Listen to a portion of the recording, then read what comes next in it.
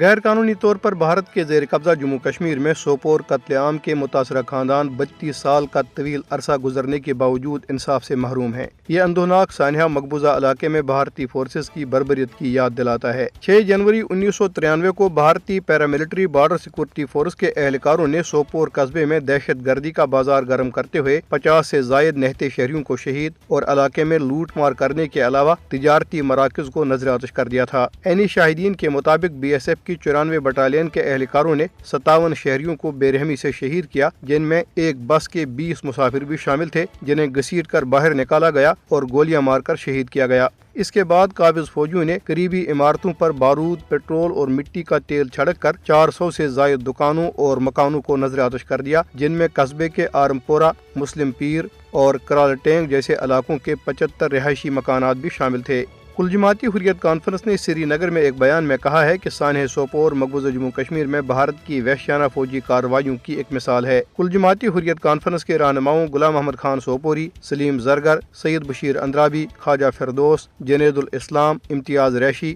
اور مولانا مصعب ندوی نے اپنے الگ الگ بیانات میں انسانی حقوق کی بین الاقوامی تنظیموں پر زور دیا ہے کہ وہ بھارت کو اس کے جنگی جرائم پر جواب دہ ٹھہرائیں۔ کل جماعتی حریت کانفرنس آزاد جموں کشمیر شاخ نے اسلام آباد میں اقوام متحدہ کے دفتر کو ایک یادداشت پیش کی، جس میں سیکرٹری جنرل انطونیو گوتریس پر زور دیا گیا کہ وہ اقوام متحدہ کی قراردادوں کے مطابق مسئلہ کشمیر کو حل کرائیں۔ اور ضلع پونچھ کے علاقے ساونیا میں ایک بھارتی فوجی نے اپنی سروس رائفل سے خود کو گولی مار کر خودکشی کر لی۔ اس واقعے سے جنوری 2007 سے مقبوضہ جموں کشمیر میں خودکشی کرنے والے بھارتی فوجیوں اور پولیس اہلکاروں کی تعداد بڑھ کر 616 ہو گئی ہے۔ سری نگر میں بھارتی پیراملٹری شاستریہ سیما بل کا ایک اہلکار دل کا دورہ پڑنے سے ہلاک ہو گیا۔